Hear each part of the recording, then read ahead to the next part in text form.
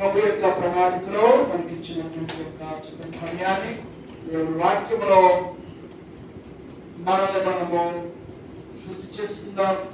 వాక్యములో ఆ యొక్క జీవాహారాన్ని గురించినప్పుడు సిద్ధపడదాం. దేవుడి వాక్యం చేత మనల్ని మనం బలపరుచుకుందాం, క్రమపరుచుకుందాం. అలాగే వాక్యము చేత మనల్ని శుద్ధి చేసుకుందాం.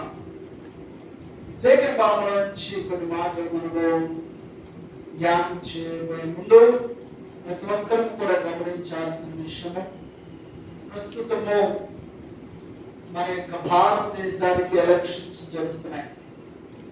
అనేక రాష్ట్రాల్లో ఎలక్షన్స్ జరుగుతూ వస్తున్నాయి. మనకు కూడా ఆంధ్రప్రదేశ్లో ఎలక్షన్స్ జరుగుతాయి. ఎప్పుడు? మే 13,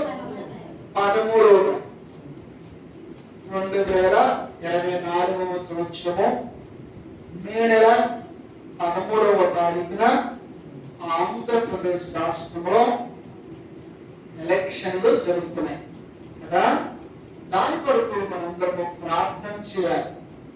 మనం ఆ పార్టీ ఈ పార్టీ అని అనేటి వరకు కాదు, కానీ మనందరము యేసు ప్రభు పార్టీ. దేవుని స్తోత్రం, హల్లెలూయా. మనకు కావలసింది పరలోక రాజ్యం. ఏ రాజ్యం కావాలి? పరలోక రాజ్యం కావాలి. కనుక ఈ యాత్రలో, ఈ ప్రయాణం అయిపోతున్నటువంటి యొక్క యాత్రలో ఈ 80 సంవత్సరాలు, 70, 80, 90 ఈ యాత్రలో అనేకమైనటువంటి ప్రభుత్వాలను మనం చూస్తా పోతూ ఉంటాం. కనుక ఏ పార్టీ, ఏ ప్రభుత్వం అయినా సరే మన యాత్రలో, జీవన యాత్ర మనకు మేలు చేసేటటువంటి ప్రభుత్వ విధానం మనకు కావాలి. ఆమేన్, హల్లెలూయా. మార్గంలో పోయేటటువంటి వ్యక్తికి ఏం కావాలి? చల్లని నీడ కావాలి. రోడ్డు పక్కన చెప్తుంటే కాసేపు విశ్రాంతి తీసుకుంటాడు అనేది. రెండవది, దాహం వేస్తే కాసింది చూస్తానా? చూస్తూ దాహం జరుగుతా, నువ్వు చూస్తాను పొలుపుతాను ఏమైనా కాదు, తిరిగి మళ్ళీ ఏం తాగాలి? నీళ్ళు తాగాల్సిందే. శ్రేష్టమైన మంచి నీరు, గుడ్ వాటర్ నీకు కావాలి.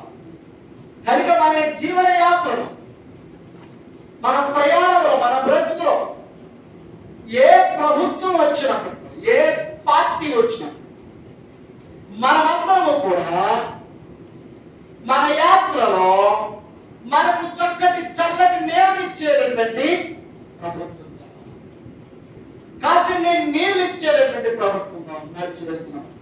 ఆకలిస్తుంది అంత ముప్ప పెట్టే ప్రభుత్వంగా. దేవుని స్తోత్రం. మనకు భద్రతనిచ్చే ప్రభుత్వం. దాని కొరకు మనం ఏం చేయాలి? ప్రార్థన చేయాలి. ప్రభువా, ఏది న్యాయమైందో, ఏది నీ చిత్తములో ఉందో, ఏ ప్రభుత్వము నీ యొక్క ప్రణాళికలో ఉందో యేసయ్యా, దానినే నీవు మాకు ఈ జీవన యాత్రలో అనుగ్రహించు అని ప్రార్థించి, ఏది వచ్చినప్పటికీ దేవుని చిత్తమని మనము స్వీకరించాలి. హెచ్చు తక్కువలు, అధికారము అనేది దేవుని యొక్క చిత్తములో, ఆ దేవాది దేవుని యొక్క చిత్తములో ధనఘనతలు, భోగభాగ్యములు, అష్టైశ్వర్యములు, పేరు ప్రఖ్యాతులు ఆయన కుడి హస్తములో ఉన్నాయి. కనుక ఆయన ఎవరికైనా ఇస్తాడు. కనుక ఆయన్ని మనము అడగా, మంచి ప్రభుత్వాన్ని మాకు దయచేయండి. మేము మోసపోము, మేము తట్టుకోము, మేము పడిపోము, మేము నా తండ్రి నిరాశపడకూడదు, జారిపోము. మాకు మంచి ప్రభుత్వ విధానంతో కూడిన స్థితిని కల్పించు ప్రభువా అని అడిగేటి వారంగా మనం ఉండాలి. అనుదిన ప్రాంతంలో మనం జ్ఞాపకం చేసుకోండి. ఇంకా కేవలం మనకి ఎన్ని రోజులు ఉన్నాయి? కేవలము ఎన్ని రోజులు ఉన్నాయి? 14 రోజులు మాత్రమే ఉన్నాయి. 15వ రోజు ఏమిటి కదా? 13 రోజులు, 13వ తారీఖు. ఇదిగో ఈ రోజు అయిపోతుంది. అదిగో ఇంకా 2 రోజులు. మనకి 14 రోజుల నిండా ఉన్నాయి, మనం ఒక రోజులో ఉంటే కనుక ఈ యొక్క 14 days క్వారంటైన్ అంటే ఎన్ని రోజులు? 14 రోజులు. మొన్న క్రితము కొన్ని సంవత్సరాల క్రితము మనకు ఒక జబ్బు వచ్చింది, వైరస్. ఏమిటా వైరస్? COVID-19. దానికి అందరినీ ఎక్కడ పెట్టేవాళ్ళు? రూమ్లో పెట్టి తగ్గించేవాళ్ళు. ఎన్ని రోజులు? 2 వారాలు, 14. ఈ 14 రోజులు మనం ఎంత ప్రార్థన చేయాలి? ప్రభు సందులో, ప్రభువా మేము శాశ్వతంగా కోవిడ్ లాంటి భయంకరమైనటువంటి సమస్యతో కూడిన ప్రభుత్వ విధానంతో ఉండేటటువంటి పరిస్థితి మాకు రావద్దు కనుక ముందే మేము కోవిడ్ లో వెళ్ళిపోయినట్టుగా 14 రోజులు ఏం చేస్తున్నాము?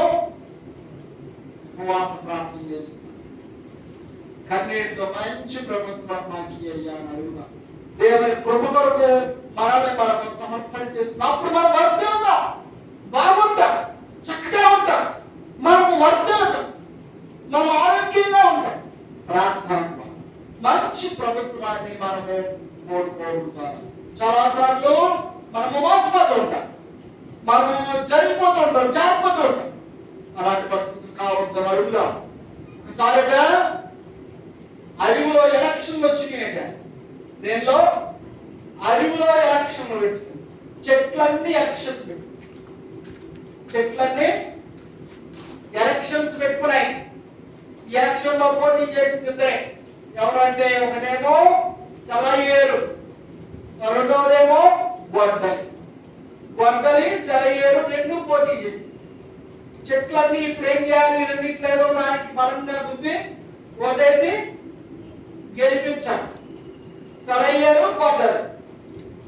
సెలయేరు అడవికి అవసరం, మంచి ఏరు ద్వారా చెట్లు బాగా పెరుగుతాయి, పుష్కలంగా వాటిని అవి వృద్ధి చేసుకుంటాయి. ఏరు ద్వారా అన్ని లాభాలు కనిపిస్తాయంటే కొన్నిసార్లు ఏరు బాగా పారితే అడవిలో అనేకమైన చెట్లు కొట్టుకుపోతాయి. కానీ ఎప్పుడో అవి విపరీతమైన వర్షాలు పడతాయి. అయితే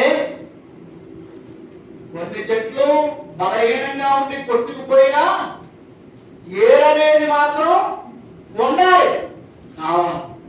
అన్ని ఆలోచనలో చేసుకుని గొడ్డలు కూడా ఏమంది, ఖబర్దార్ ఏమనుకున్నారో అని చెప్పేసి నా ఓటేయాలని గెలిపించాడు. తీరా ఎలక్షన్ డేట్ వచ్చింది, ఓట్లు వేసేసాయి. ఓట్లు వేసి అందరూ అనుకున్నారు కదా, మనుషులు అందరూ కూడా చెట్లు ఏరునే గెలిపిస్తాయి, ఎందుకంటే ఏరు కావాలి, నీళ్ళు కావాలి, చెట్లని ఏరుని గెలిపిస్తాయి అనుకున్నారు. అందరూ కూడా ఏరే గెలుస్తుంది అనుకున్నారు. మంచిది, ఏరే గెలుస్తుంది. కానీ ఎలక్షన్లో అయిపోయిన తర్వాత కౌంటింగ్ చేస్తే చెట్లన్నీ గొడ్లకే వేసాయి. గొడ్డల వల్ల చెట్టుకి నష్టమా లాభమా? నష్టమే కదా. గొడ్డలు చూస్తేనే చెట్టుకు భయం, అమ్మో ఇది ఎక్కడ మంది. నష్టాన్ని ఎన్నుకున్నాయి, బాధలే ఎన్నుకున్నాయి, ఇబ్బందులే ఎన్నుకున్నాయి, సమస్యలే ఎన్నుకున్నాయి. ఎందుకని చెప్పి చెట్లన్నింటినీ అడిగితే చెట్లన్నీ అన్నాయట, గొడ్డలి మమ్మల్ని నడుపుతుంది, కానీ గొడ్డలకు ఉన్నటువంటి పిడి మాత్రం మేమే. అంటే గొడ్డలి కొన్న తల మాత్రమే మమ్మల్ని నడుపుతుంది కదా. మాకు దాని గురించి అవసరం. దాని లోన పెట్టినటువంటి యొక్క పిడి ఏమిటి?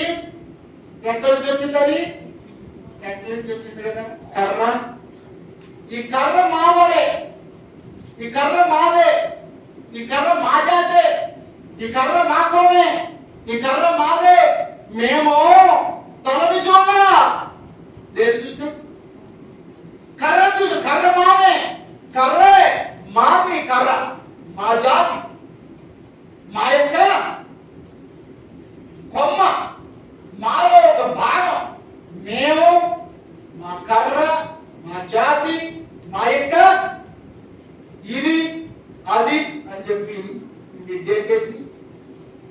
గొంతకి ఏమైంది? గొంత ఏం చేస్తుంది? మొత్తం అనేది మొదలుపెట్టి నైట్ కావాలి. గమనించండి, వాళ్ళని వీళ్ళని మనోళ్ళని మా ఊళ్ళని మా ఊళ్ళని మా జన్మని మా ఊళ్ళు మా పని చెప్పేసి త్వరలో మనకు మేలు చేసేదాన్ని మనము ఎన్నుకోవాలి. దేవుని స్తోత్రం. అలాంటి లక్షణాలు మనలో ఉండకూడదు, అలాంటి స్వభావం మనలో ఉండకూడదు. మనం ప్రజలందరికీ కూడా మనందరికీ మేలు కలిగేటటువంటి ఆ యొక్క స్థితి కలిగినటువంటి ఆ యొక్క అట్టిని ఎన్నుకోవాలి. దాని ద్వారా మనం వర్తలుతాం, బాగుంటాం, సుఖంగా ఉంటాం, బయట తిరగలుగుతాం. సమాజంలో మనకంటూ ఒక చక్కటి ఆదరణ లభిస్తుంది, భరోసా లభిస్తుంది, భద్రత లభిస్తుంది. కనుక ఆలోచన చేసి ప్రతి ఒక్క విషయంలో నిర్ణయములు తీసుకోవాల్సిందిగా సేవకుడిగా నేను మీకు తెలియజేస్తున్న ఇది నా బాధ్యతగా. లేఖన మామూలు సామెతల గ్రంథము 28వ అధ్యాయము 25వ వచనాన్ని చూద్దాం. సామెతల గ్రంథము 28వ అధ్యాయము 25వ వచనాన్ని చూడండి, చదవండి. 28వ అధ్యాయం 25వ వచనం. పేరాశ గలవారు గమనించండి, యెహోవా యందు నమ్మిక ఉంచువాడు ఆమేన్. యెహోవా యందు నమ్మకం ఉంచిన వారు ఏమవుతారట? వర్ధిల్లుతారు. నువ్వు వర్ధిల్లాలని కోరుకుంటున్నావా? నీ కుటుంబ జీవితంలో, సమాజంలోను, నీ యొక్క బిడ్డల విషయంలోనూ నీవు బాగుండాలి, చక్కగా ఉండాలని కోరుకున్న దానమైతే, వాడమైతే నీవెప్పుడు దేవునికి దగ్గరగా ఉంటావు. నీవు దేవునిలో వర్ధిల్లాలి, దేవుని కృపలో వర్ధిల్లాలి. నీవెప్పుడైతే దేవుని కృపలో వర్ధిల్లడానికి నిన్ను నీవు సిద్ధం చేసుకుంటావో, అన్ని విషయాల్లోనూ కూడా వర్ధిల్లేటటువంటి మార్గాలను ప్రభు నీకు ఏర్పాటు చేస్తాడు. నువ్వు ప్రతి విషయంలోనూ కూడా బాగుండేటటువంటి ప్రణాళికను ప్రభు నీకు ఏర్పాటు చేస్తాడు. ఎప్పుడైతే నీవు దేవునిలో వర్ధిల్లడానికి నిన్ను నీవు సిద్ధం చేసుకుంటావో, ఎప్పుడైతే దేవుని యొక్క కృపకు నీవు అప్పగించుకుంటావో, నీ యొక్క వర్ధనత కొరకు దేవుడు ప్రణాళిక వేస్తాడు. ఆయన నీ జీవితంలో వర్ధనతతో కూడినటువంటి సంకల్పాలను తీసుకొస్తాడు. 2వ అధ్యాయం 26వ వచనం చూడండి. ఆ యొక్క సమూయేలు గ్రంథము మొదటి సమూయేలు గ్రంథము 2వ అధ్యాయము 26వ వచనం. సమూయేలు మొదటి గ్రంథము చదువుదాము. 2వ అధ్యాయం 26వ వచనం. వాడగు సమూయేలు ఎదుగుచు యెహోవా దయందును మనుషుల దయందును వర్ధిల్లుచు ఉండెను. ఆమేన్. హల్లెలూయా. బాలుడైన సమూయేలు ఏమవుతున్నాడట? ఎదుగుచు యెహోవా దేవుని దయందును మనుషుల దయందును వర్ధిల్లుచు ఉండెను. గమనించండి, నేను మొదటిగా మనుషుల యొక్క అధికారము, దయ గురించి చెప్పాను కదా.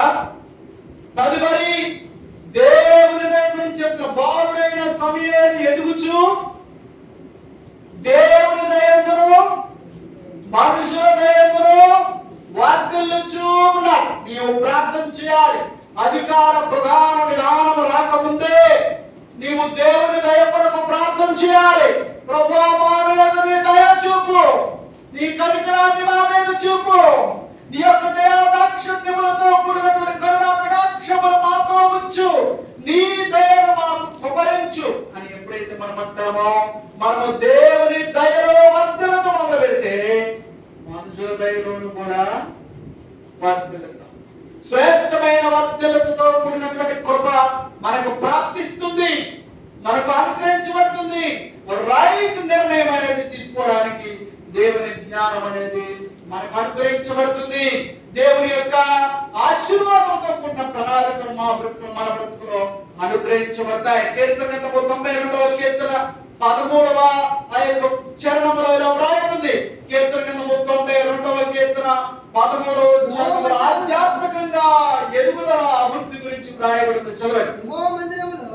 యెహోవా మందిరము నాటబడిన వారై దేవుని ఆవరణములో వర్ధిల్లుచు ఫలించు. ఆమె ముందును నాటబడాలి. ఎక్కడ?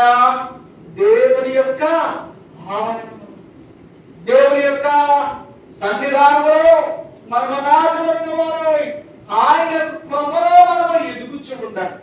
గమనించండి, క్రైస్తవుల యొక్క జీవితము ఎలా ఉండాలంటే వేళ్ళు పైకి పాములు కిందకి ఉండాలి.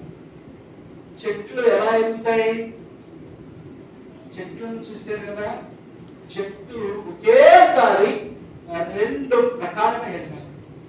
చెట్టు ఒకేసారి రెండు విధాలుగా ఎదగాలి. ఎలా ఎదుగుతుంది? ఒకేసారి రెండు విధాలుగా ఎలా ఎదుగుతుంది? ఆలోచించి అంటే చెట్టు మొదటిగా క్రింద ఎదగాలి, అదే సమయంలో పైన ఎదగాలి. కింద ఏళ్ళు ఎదగలేదనుకో పైన ఎదిగితే ఏమైపోద్ది? పునాది లేకపోతే ఏ కట్టడమైన నిలబడతా డాబలు. చెట్టు చూడండి, ఒకే సమయంలో కింద ఎదగాలి, పైన ఎదగాలి. పైన కొంచెం ఎదిగిందనుకో అంతే సైజు ఎక్కడ ఎదిగినట్టు కింద కూడా ఎదిగినట్టే. పైన ఈ మార్పులు వచ్చిందనుకో ఏదో ఒక వేరు కింద ఎదిగిందని, పైన ఈ మార్పులు వచ్చిందనుకో ఏదో ఒక వేరు అంతవారి కింద ఎదిగిందని. కనుక నువ్వు దేవుల్లో ఎదగాలి, సమాజంలో ఎదగాలి అంటే వర్తిల్లాలి. మొదటగా దేవునిలో నీవు అభివృద్ధి చెందాలి.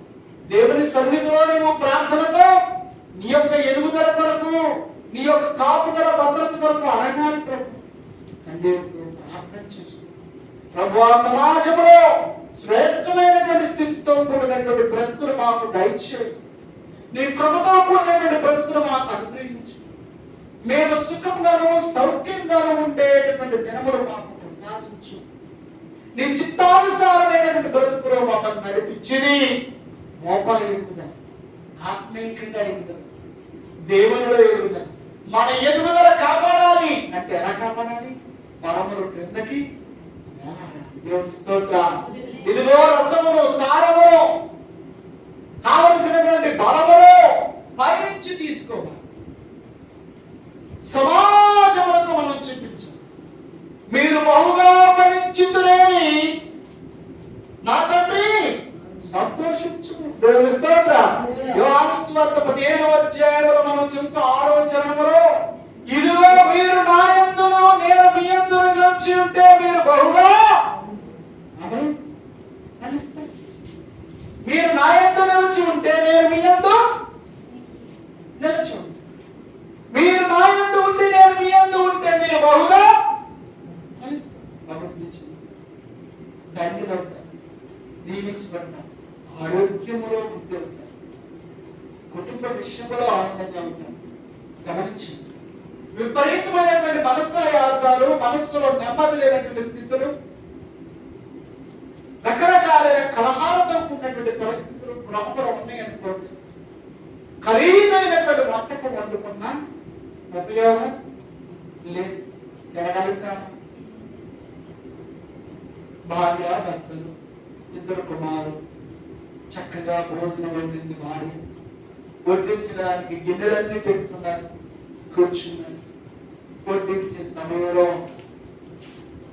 ఆ యొక్క అన్నం పెట్టి కూర వేస్తున్న సమయంలో కొంచెం కూర వేస్తున్నటువంటి ఆ యొక్క గరిటెలో కింద పడుతుంది.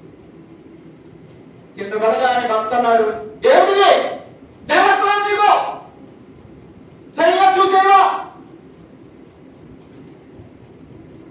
ఆ మాకు భార్య వచ్చి కళ్ళలోకి బెర్రం తిరిగాడు. పగడి చేతితో కళ్ళు తెరుచుకుంది. కొంచెం చెయ్యి వణికిందండి. పడుతుంది నీకు జాగ్రత్త.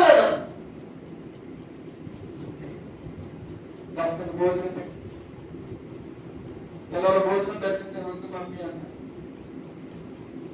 నేను భోజనం అలాగే పెట్టుకున్నాను, అలాగే కూర్చో. ఏం పెట్టండి అన్నా. మీరు తిన్నాను తింటాము గమనించి ఆయన గబగబా తినేసి లేచే పిల్లల ముక్కు కూడా పిల్లలిద్దరూ గిన్నెలు ఎత్తుకెళ్ళాలని చెప్పేసి సంతోషంగా అన్నం పెట్టుకున్నారు, గిన్నెలు పెట్టుకున్నారు, పళ్ళాలు పెట్టుకున్నారు, తినడానికి సిద్ధపడ్డారు. చిన్న పొల కింద పడితే ఏమైపోయింది? గరిబిలి అందరూ మనసులో ఆకలి చచ్చిపోయి శరీరం భోజనానికి ఒక్క సమాధానం, మనస్సులో నెమ్మది లేని స్థితి ఏ రూపకాలైనా మన జీవితంలోనికి ఆహరించవచ్చు. నేను తెలుసుకోవాల్సింది ఇప్పుడు కూడా మన కుటుంబ వ్యవస్థలో నెమ్మదిని, కాపుదలతో కూడిన స్థితిని అలవర్చుకోవాలి. ఓర్పు సహనంతో కూడినటువంటి పరిస్థితులను ఏర్పాటు చేసుకోవాలి. మనం ఎదగాలని కోరుకుంటున్నాను, వర్ధిల్లాలని కోరుకుంటున్నాను, బాగుండాలని కోరుకుంటున్నాను కాబట్టి, దీవించబడాలని కోరుకుంటున్నాను కాబట్టి, దండులు అవ్వాలని కోరుకుంటున్నాను కాబట్టి, ప్రియ సహోదరి బాబు మాటలు చూస్తున్నాము కదా, కీర్తనకారులు రాస్తున్నారు, దేవుని ఆవరణలో వారు నాటబడిన వారే వర్ధిల్లుదురు. దేవుని స్తోత్రం. దేవుని ఆవరణంలో నాటబడినటువంటి వారు ఎలా ఉంటారో తెలుసా? అదే పూల ఒలికింది ఉంటాడు కదా, కనబడిందిలేమ్మా, చూసేద్దాంలే, పెట్టు పిల్లలకు పెట్టు. దేవుని స్తోత్రం. చిన్న మాటకి ముగ్గురు కూడా ఆకలితో అలవటించారు. అదే చిన్న మాట పర్వాలేదులే, దాని గురించి మర్చిపో, అదే చిన్న మాటకు అందరూ కూడా తృప్తిగా భోజనం చేయగలుగుతారు. దేవుని సన్నిధిలో నాటబడినటువంటి వారి మనస్సు అలా ఉంటుంది. దేవుని స్తోత్రం. ప్రభు కృప వారితో ఉంటుంది. వారు అన్ని విషయాల్లో వర్తిల్తారు, అన్ని విషయాల్లో కూడా దీవించుకుంటారు. వారికి భద్రత కూడిన స్థితి, భద్రత కూడిన నడిపింపు ఉంటుంది. లేక బాబు లూకాసు వార్త 2వ అధ్యాయము 52వ వచనంలో మనం చూస్తే, లూకాసు వార్త 2వ అధ్యాయం 52వ వచనంలో యేసు జ్ఞానమందును వయస్సుయందును దేవునియందును మనుషులయందును దేవుని స్తోత్రం హల్లెలూయా, జ్ఞానమందును వయస్సుయందును దేవునియందును మనుషులయందును వర్ధిల్లుతూ ఉండెను. కనుక మనం వర్ధిల్లాలి, మనం బాగుండాలి. దాని కొరకు మొదటిగా ఏం చేయాలి? ప్రార్థన చేయాలి, ప్రార్థనలో ఉండాలి, ప్రభువుకు దగ్గరగా ఉండాలి, సమీపస్తులుగా ఉండాలి. ఈ రోజున చెడిపోవడానికి, జారిపోవడానికి, పడిపోవడానికి క్షణం పట్టుకో. ఇది గరికలోంచి కోరిక దొరికినట్టు సమాధానం చెడిపోవాలి, మనసులో గరిబిలి రావడానికి, కుటుంబ వ్యవస్థలు చిన్న భిన్నవడానికి క్షణాలు పట్టుకో, క్షణాలు పెట్టు. సంతోషాలు ఆవరిపోవడానికి క్షణాలు పట్టుకో, ఆనందాలు ఎగిరిపోవడానికి క్షణాలు పట్టుకో. చక్కగా ఆ యొక్క ఫుట్బాల్ ఆడుకుంటున్నారట పిల్లలు. గడిచినటువంటి 2 రోజులు సెలవు ఇచ్చారు కదా, నాతో పనుకునే ఫుట్బాల్ ఆడుతున్నారు. ఫుట్బాల్ ఆడుతూ ఉండగా అది పొలంలోకి వెళ్ళి వీళ్ళు ఎత్తుకారు కనిపించింది. చాలాసేపటికి ఆ పొలంలో కనిపించింది. ముడుగుచ్చుకున్నట్టు బహుశా సరే కాలు దగ్గర మెత్తగా కొంచెం పక్కనే గాలి కొట్టేటటువంటి పంపం, అక్కడ కొంతమంది కుర్రాళ్ళు ఉన్నారు. ఈ పిల్లలందరూ ఎత్తుకెళ్ళి ఆ బాల్ తీసుకెళ్లి ఆ పంపు దగ్గరికి తీసుకెళ్లి గాలి కొట్టమన్నారు. వీళ్ళు తొందర కొట్టారు అంటే అనుకున్నారు, ఏం కాకుంటేది ఆడుకోవాలప్పుడు తొందర కొట్టు అనుకుంటారు. ఆడి పట్టుకుని మలమూత్రంలో ఈ పైప్ పెట్టి గాలి కొట్టేశాడు. మొన్న కడుపు ఏడుస్తున్న మిగతా బాబోయే పారితే పట్టు నిండా గాలి అయిపోయి ఉబ్బిపోయారు, అవయవాలు ఉబ్బిపోయి. ఎప్పుడైతే ఇలా అయిపోతున్నాడో వాళ్ళు కూడా కుర్రోడు కూడా పైపు మారేసి మారిపోయాడు. ఈ పిల్లలు కూడా ఉమ్రాలు ఎలా కొట్టుకుంటుంటే నలుగురు చూసి గబగబా హాస్పిటల్కి తీసుకెళ్ళారు. పర్వాలేదు, ట్రీట్మెంట్ ఇచ్చారు, ఇంటికి తీసుకొచ్చారు. ఆ గాలిలో ఎత్తుకుంటుంటే ఆ మారిపోయాడు, ఇల్లు వదిలేసి మారిపోయాడు. ఇప్పుడు వరకు రాలా. ఈరోజు మూడో రోజు రా. సంతోషము చిన్న భిన్నం అవ్వడానికి ఎంతసేపు పడుతుందండి? ఆనందము క్షణంలో, సంతోషము క్షణంలో అయిపోతుంది. నువ్వు దేవుని కృపలో ఉండాలి, దేవుని దయలో వర్ధిల్లాలి, దేవుని దయలో సంతోషాన్ని వెతుక్కోవాలి, దేవునికి సమీపస్తుడుగా ఉండాలి. శోధన సమస్యలు రాకుండా నిన్ను నీవు దేవుని కృపకు అప్పగించుకోవాలి. ప్రభువా, నీ భద్రత నా బిడ్డలకు దయచేయి, నా కుటుంబాన్ని దయచేయి, మేము నీలో వర్ధిల్లేని పరిస్థితి దయచేయి. నీ ఆవరణలో మేము ఉండాలి, నీ కృపతో మేము ఉండాలి. మా సమాజంలో కూడా నీ భద్రతతో ఉన్నటువంటి ఆ యొక్క ఎదుగుదల అభివృద్ధి ఉండాలి, నీ భద్రతతో ఉన్నటువంటి సంరక్షణ కాపుదలు ఉండాలని మనం ప్రార్థన చేసేవారు ఉండాలి. యేసు ప్రభు యొక్క విషయం మనం చదివాం. బాలుడైనటువంటి యేసుక్రీస్తు వారు జ్ఞానవంతులు, వయసు ఎందులో, దేవుడిలో ఎందులో, మనుషుల్లో ఎందులో వర్తనతో ఉన్నారు. దేవుని స్తోత్రం. హల్లెలూయా. తెస్సలోనికీయులకు రాసినటువంటి మొదటి పత్రిక 3వ అధ్యాయం 13వ వచనాన్ని చదువుదాం. తెస్సలోనికీయులకు రాసినటువంటి మొదటి పత్రిక 3వ అధ్యాయం 13వ వచనాన్ని చూద్దాం. చూడండి, చదువుదాము. మరియు మన ప్రభువైన యేసు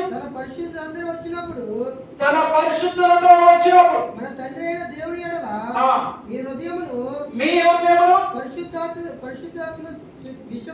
పరిశుద్ధాత్మ విషయమై దేవుని యొక్క ప్రేమలో మిమ్మల్ని వర్ధిల్లింప చేస్తాడు అనే మాట మనం గమనించండి. దేవుని ప్రేమతో మనము వర్ధిల్లేనటువంటి బ్రతుకులో మనం ఎదుగుతూ ఉండాలి. దేవుని యొక్క ప్రేమ, దేవుని యొక్క భక్తంతో కూడినటువంటి ప్రేమ, ఆయన ప్రేమను మనం వర్ణించి, ఆయన దయాకరములను మనం వర్ణించి, ఆయన కృపను మనం ఏమాత్రం వర్ణించి, మనం చెడ్డవారమైన మనకు మంచి పేరు ఇచ్చేవారు, మన చెడ్డవారమైన మనల్ని సంరక్షించి భద్రపరచగలిగిన వారు. ఇదిగో మన బిడ్డలకు మనము మంచి మనం ఎలా ఇస్తాము, మన బిడ్డలకు మంచి వాటిని మనము తీసుకురావడానికి ఎలా ప్రయత్నం చేస్తూ ఉంటాము, మన బిడ్డలను మనం ఎలా ప్రేమిస్తాము, వారికి శ్రేష్టమైన స్థితులను స్థాయిలను ఏర్పాటు చేయాలని కల్పించాలని మనము ప్రయాసపడుతూ ప్రాకులాడుతూ ఉంటాము. మనము నమ్మినటువంటి మన యొక్క పరలోకమందున్న తండ్రి మనకు మంచి ప్రేమనిస్తాడు. ఆయన ప్రేమలో మనం వర్ధిల్లేవారికి ఉండాలి. యోహాను రాసినటువంటి 3వ పత్రిక 1వ అధ్యాయము 2వ చరణాన్ని చూస్తే, 3వ పత్రిక యోహాను రాసినటువంటి ఆ యొక్క పత్రికలో 2వ చరణాన్ని మనం చదివినట్లయితే, ఆత్మలో నీవు వర్ధిల్లు. ఆమేన్. హల్లెలూయా. నీవు దేనిలో వర్ధిల్లు? ఆత్మలో వర్ధిల్లు. మనం అన్ని విషయాల్లోనూ వర్ధిల్లాలి. లేకపోతే మనం చదువుతాం, ప్రియులా నీవు ఆత్మలో వర్ధిల్లుచున్న ప్రకారము అన్ని విషయాల్లో మొదటగా ఆత్మలో వర్ధిల్లితే అన్ని విషయాల్లో వర్ధిల్లుతాం. ఆత్మలో వర్ధిల్లాలంటే ఏం చేయాలి? ప్రార్థనలో ఎదగాలి. మనము ప్రార్థన చేయడం ద్వారా చక్కటి ప్రభుత్వాన్ని సంపాదించుకుంటాం. మనము ప్రభువులో ఉండడం ద్వారా అన్ని విషయాల్లో వర్ధిల్లుతాం. దేవుని కృపకు మనము పాత్రులుగా అర్హులుగా చేసుకున్న వారంగా అవుతాం. దేవుని దయాదాక్షములతో బ్రతుకు మనకు ప్రాప్తిస్తుంది. దేవుని యొక్క సంరక్షణ మనకు అనుగ్రహించబడుతుంది.